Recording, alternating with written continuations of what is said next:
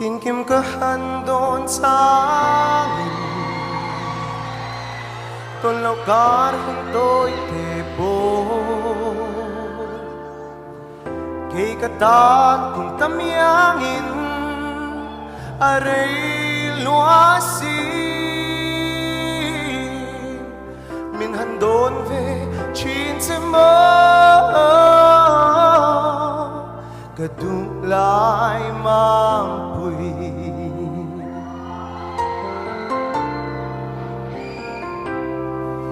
Din kim ka handon sa angin Tulaw kar huntoy tepo Kay katan kung tamyangin Aray luasin Min handon ve chin se mo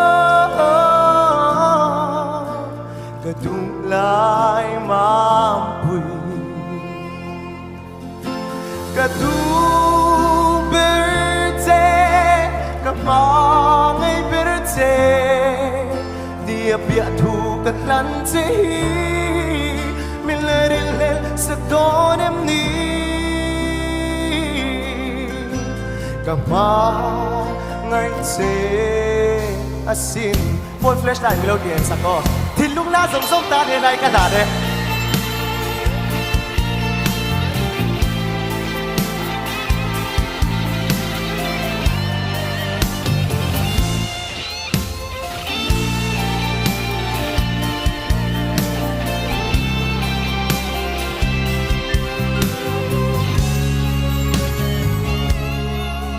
Dân tiếng thổi thay riêng noa nhà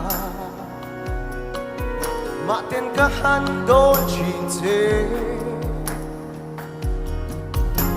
Har lung lên tua ra hay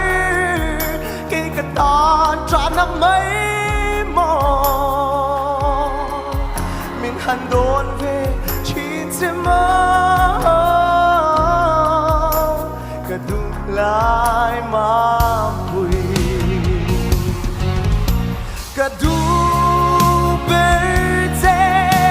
Kamangay berte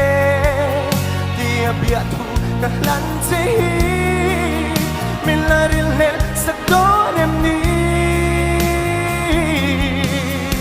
Kamangay te asin Kamangay